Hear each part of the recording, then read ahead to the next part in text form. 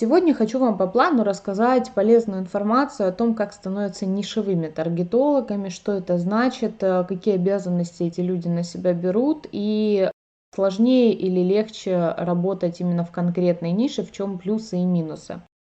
Про нишевание. Что это такое? Это когда я, допустим, вот таргетолог, да, не так давно или недавно, неважно, пришла в таргет, занимаюсь этим, и на первых этапах у меня 100% разрозненные проекты. Что значит разрозненные? Это значит, что они абсолютно из разных сфер. Я никогда не была нишевым таргетологом. У меня всегда все проекты были не похожи друг на друга, то есть ниши были разные. Я продвигаю до сих пор фрезерно-гравировальные станки, они со мной уже года 4. Одежда, обувь, услуги разнообразные, вот чего только не было там, для фотографов, для свадеб, ну все перепробовала. Не перепробовала, а поработала, да, с разными проектами. То есть это люди, которые заказчики ко мне приходили. И почему я не занишевалась? Потому что мне было вполне интересно работать с разными бизнесами, и я не ставила перед собой задачи взяться за какое-то одно конкретное направление. Но я вам скажу, нишеваться очень удобно, и для многих это действительно прям подходит, и работать там приходится меньше. В моем окружении есть великолепные специалисты, такие как, например, Яна Рыжая. Она нишуется у нее целое агентство уже создано, в огромных количествах она льет трафик и берет клиентов в теме банкротства. И она берет клиентов чисто, чтобы поставлять им заявки на банкротство, там физлиц, юрлиц, я не вникала, что конкретно. На этом действительно на нишах можно делать большие деньги, когда ниши тем более прибыльные. Все сначала хотят занишеваться. Ну вот у всех такие: я сейчас возьму там, не знаю, все рыболовные магазины и буду работать только с ними. И самый ступор происходит, когда вы еще не пробуя, допустим, много разных сфер, пытаетесь найти сразу что-то одно, то, что вот 100% сработает. И пробуете, у вас не получается, и вы такие: ну все, нишевание не для меня. А секрет в том, чтобы найти свою нишу, сначала нужно спокойно перепробовать разнообразные бизнесы. И уже потом определиться, где реально можно добывать для себя личную нефть. Да? То есть где много заказчиков, где они платят хорошие деньги, спокойно платят за услуги. Вот в моем окружении есть человек-таргетолог, который нишуется чисто на тату-салонах. Вы понимаете, что в каждом городе десятки тату-салонов. То есть у него спектр работы не ограниченный. Вот сколько городов в России, сколько в них тату-салонов, они все потенциальные реально клиенты. И в нише легко зайти. Например, вы решили стать нишевым таргетологом по тату-салонам. Вам достаточно поработать с одним тату-салоном, упаковать это в кейс, показать, что вот у меня такие результаты. Прийти к другому тату-салону и сказать: чувак, у меня здесь результаты, хочешь, я тебе попробую сделать так же? Он говорит: давай, на тебе деньги, давай работать. То есть намного легче, многократно легче убедить заказчика следующего, когда у тебя уже есть результаты именно в этой нише. Согласны со мной? Почему я в итоге не занишевалась? Я не нашла ту сферу, которая мне прям по душе. Хотя можно сказать, что последние там года полтора я занишевалась в инфобизнесе, и остальные бизнесы практически полностью отбросила. То есть у меня осталось буквально там несколько клиентов из офлайн бизнеса. Офлайн это значит, живой бизнес. Вот, например, производитель фрезерных станков, да, он остался и все время со мной. Новых заказчиков я в основном не беру. В основном у меня инфобизнесовые проекты. Мы много качаем туда именно бюджеты. Объем бюджетов очень большой. То есть всегда намного проще, уже имея результаты по одному бизнесу, найти подобный такой же бизнес и предложить ему это. В чем здесь кроются минусы? Вот как я уже сказала, во-первых, не пытайтесь сразу сходу определить нишу и сказать: все, я буду работать только в этой нише и ни в какой другой. Вам может просто надоесть. Я тот человек, которому скучно работать с чем-то одним. Скучно не узнавать новое, да, не изучать другие бизнесы. А кому-то будет прям именно по душе углубиться в одно и по накатанным рельсам это делать.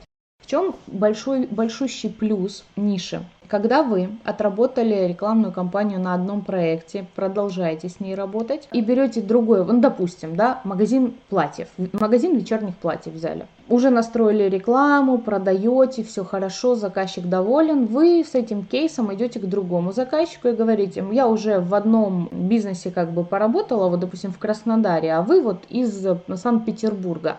Давайте я вам тоже сделаю рекламу. Заказчик говорит: окей, давай. И вам намного проще, потому что целевую аудиторию вы уже знаете, вы ее изучили.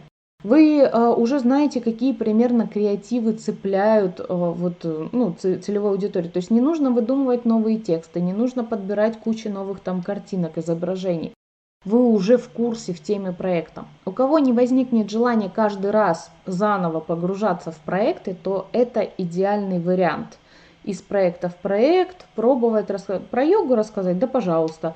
В каждом городе, даже в одном городе, можно работать с несколькими йога-студиями. Почему?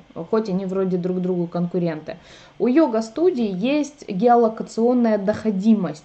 Чаще всего это размер пешей доходимости максимум 2 километра. То есть человек не поедет за 10 километров с одного конца города на другой, там, допустим, 2 раза в неделю. Люди выбирают рядышком, поближе. Поэтому можно взять одну йога-студию на одном конце города, другую йога-студию на другом конце города и третью еще где-нибудь. И всех их втроем вести. И разная целевая аудитория у них будет, она не будет пересекаться. Это районный бизнес, йога. И по сути вам достаточно будет вот так вот с головой мастер-класса по настройке таргета на районный бизнес. Это вот тот мастер-класс, после 3 часов которого девчонки сразу берут заказчиков районных и начинают деньги зарабатывать. Вон Аня как раз пошла мучить химчистки. Да, Аня. Поэтому йога-студия смело, даже несколько в одном городе может быть. Вы можете, знаете, где их ловить вообще, владельцев? Есть какой-нибудь йога-съезд, йога-фест. Они все всегда съезжаются, занимаются йогой. Вы просто берете, едете вот в это скопление людей, которые этим занимаются. Среди этого скопления куча тренеров, куча владельцев этих тренинговых центров. И вы им всем говорите: дорогие мои, родные, мы с вами на одной волне, я тоже люблю йогу. Давайте потестируем рекламную кампанию, давайте попробуем поработать именно с ВКонтакте. Я очень долго работала с фитнес-студией в Санкт-Петербурге. В итоге я передала этот проект своей же ученице, потому что мне уже стало неинтересно с этим проектом работать. У меня бюджеты, объемы росли, а времени как бы занимал больше. И я полностью передала этот проект в работу ученицы без всяких там партнерских отчислений и прочего. Подарила. Вот, и она, по-моему, до сих пор на нем работает, если я не ошибаюсь. Это очень удобно. В фитнес-студии точно так же, это районная пешая доходимость, где работает реклама по точке геолокации. Там надо ее лить регулярно. Нужно очень много людям мозолить глаза, чтобы возникал эффект типа знака свыше. Когда ты такой хочешь похудеть, да, ты такой вот хочешь похудеть, диеты смотришь, но в спорт не идешь. А тут на тебя каждый день фитнес-студия на соседней улице, фитнес-студия на соседней улице, фитнес-студия. Ты такой: да блин, вот точно же знак свыше. Короче, пора худеть. И чешешь в эту фитнес-студию. Просто неоднократно приходили туда клиенты, вот к этой заказчице на фитнес-студию и говорили: ой, вы знаете, вот прям знак свыше. Вот прям знак свыше, я вот столько к вам собиралась идти, но вот прям везде вас вижу. Люди же не знают, как устроена таргетированная реклама. Люди не знают, что мы целенаправленно, таргетологи, делаем так, чтобы прям человек был уверен, что ему пора. Уверен, что ему пора купить это. Тизерки запускать на йогу, промо-посты запускать на йогу, все. Минусы нишевания в том, что вам может быстро надоесть. Вот если вы такой человек, как я, допустим, то вам реально может очень быстро надоесть работать с одной темой, вам станет скучно, и вы сольетесь. Начнете все равно искать что-то другое. В остальном, не все бизнесы можно занишевать. Вот, допустим, мой производитель станков фрезерно-гравировальных, да, там станки стоимостью от 150 тысяч каждый до нескольких миллионов. Он производит станки и продает их на всю Россию и страны СНГ. Я не могу, ну, аудитория достаточно ограничена, кто покупает эти станки. Я не могу взять другого производителя и тоже лить рекламу. Почему? Потому что этот бизнес будет конкурировать. Даже находясь в разных городах, эти производители, они конкурируют друг с другом на одну и ту же аудиторию людей. Поэтому это не экологично с моей стороны и неправильно в принципе конкурировать друг за друга, ну, за бизнесом. С таким видом бизнеса я не беру. Допустим, в инфобизнесе, да, когда у нас несколько проектов по похудалкам, почему мы работаем с конкурентами? Там один там тема похудения, другой, третий, четвертый, пятый. У всех разные спикеры, у всех разные форматы, то есть разные способы диет, у кого-то упражнения, у кого-то там рецепты, еще там всякие фишечки. И мы льем разные тексты. Ну, то есть на всех абсолютно проектах разные тексты, разные картинки, своя подача уникальная, и она не пересекается. А у станков, что эти производят станки с такими характеристиками, что эти ребята, они конкурируют либо в цене, либо где-то чуть-чуть в качестве, либо где-то в сервисе немного, но плюс-минус у них одинаковое предложение. И получится, что я сама себя пытаюсь переплюнуть. Вот в таком случае занишеваться не получится. То есть не все бизнесы подходят под нишевание.